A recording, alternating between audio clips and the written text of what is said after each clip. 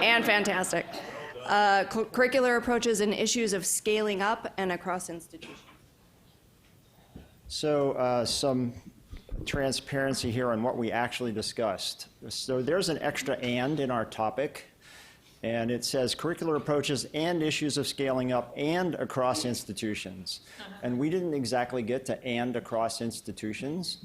So some of what I'm going to have to say actually matches some things that were said earlier. But I wanted to mention in our group what we were considering: scaling up to greater numbers of students in an institution, scaling up a team teaching model within an honors program, transfer across departments within a college, and then one of our colleagues is in a field of data ethics or data sciences, where they're looking at actually creating this core knowledge around data sciences and data ethics. So really at a very, very important stage. So the things we were talking about were quite wide-ranging.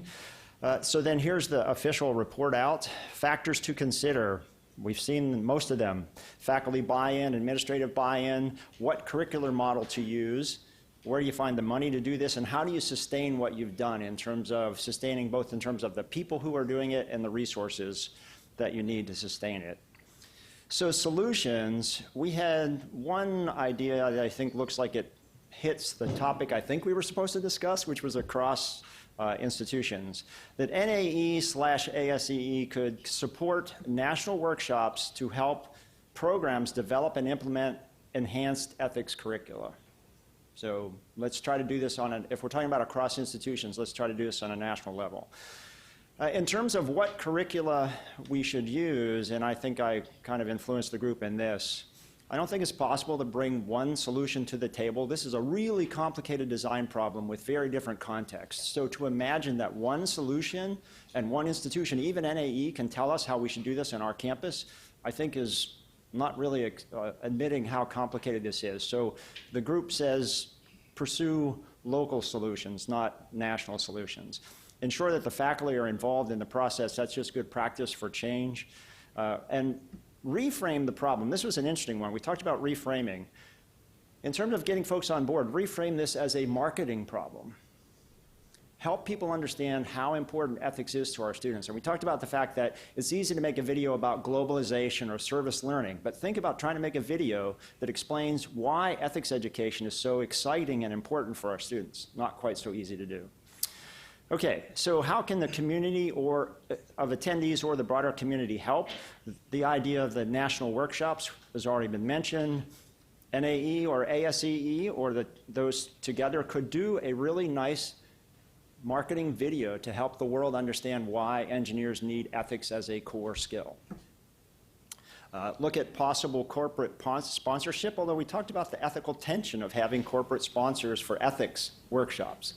Right? So there's a tension there, so we have to think about that. And CEES could help us by publicizing funding opportunities for ethics research and ethics development on our own campuses. And then finally, we talked about, and another group mentioned this, forming affinity groups perhaps around disciplines so that we start to learn from each other. So maybe the kind of things that we're doing locally we can try to sustain, not necessarily around these themes, but around disciplinary areas. So. Thank you.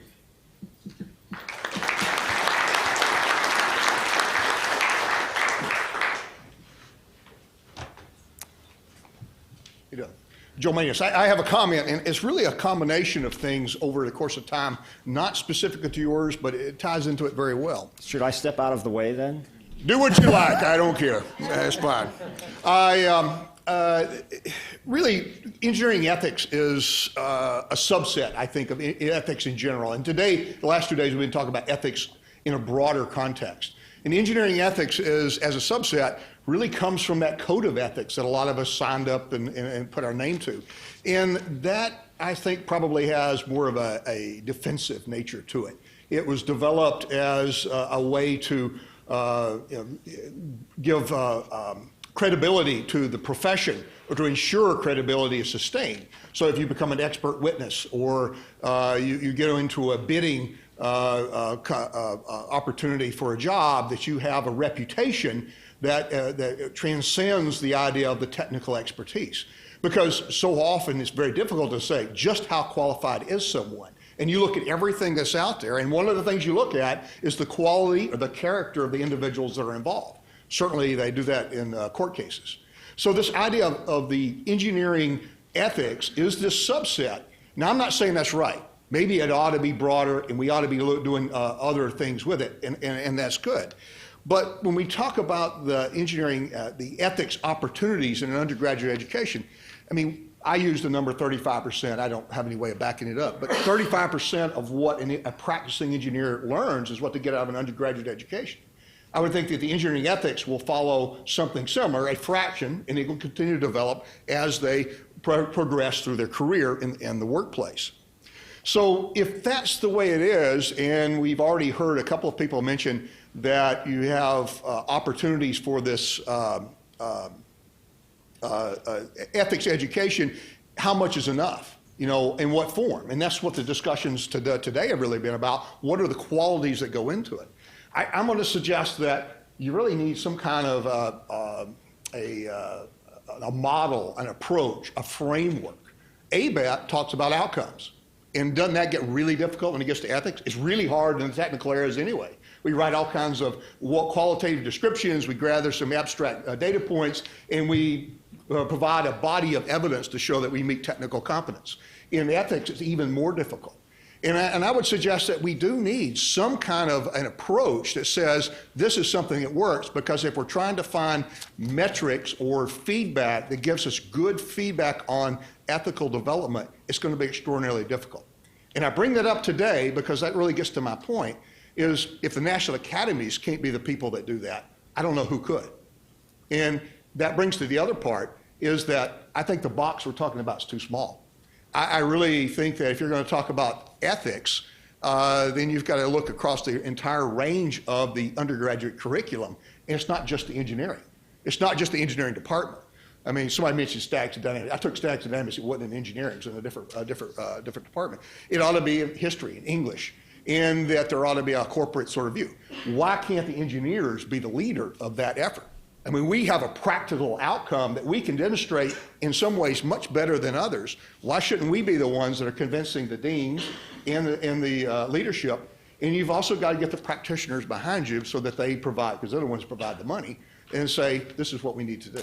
So I'm making a suggestion. I know you're trying to get me off the stage here, but I can move forward too. Yeah. But my point is that it comes back to what we were just talking about, that I think the box needs to be bigger, and I think there ought to be a framework of some type that we can use as an approach to help say what right might look like. So the only thing I want to say is what we know about change means there cannot be one approach. There has to be a spectrum of approaches that we know work and that we share with individuals. There's a huge literature out there that says this model where you have one thing that you try to sell people continuously fails. So it cannot be NAE telling us how to do this. It has to be a range of solutions from which an institution can select what works in their context. And just